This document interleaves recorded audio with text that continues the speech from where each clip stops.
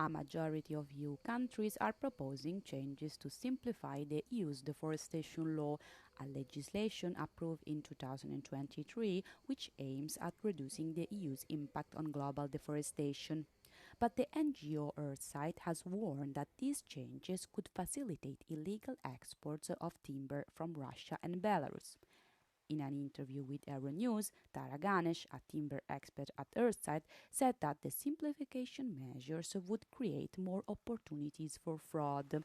Lighter rules could be applied to certain third countries, potentially resulting in fewer inspections and no mandatory geolocalization requirements. Well, that's where the EU deforestation regulation would really, close the circle in terms of the existing EU legislation and make it a requirement across the board for companies to not just know where their wood is coming from, because the EUTR to some extent already requires that, but to show geolocation coordinates, for example, for where the wood in their products, comes from, which is a very, very powerful tool because that can be used to debunk fake harvest claims, fake origin claims. The expert said that 8 of the countries pushing for these amendments are, incidentally, benefiting significantly from the illegal timber trade.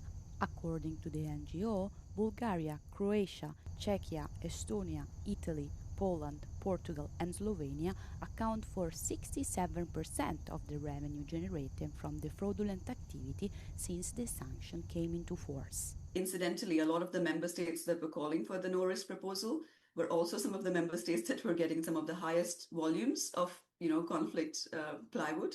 Russian and Belarusian timber has been under EU sanctions since July 2022, following the start of the war in Ukraine in February that year.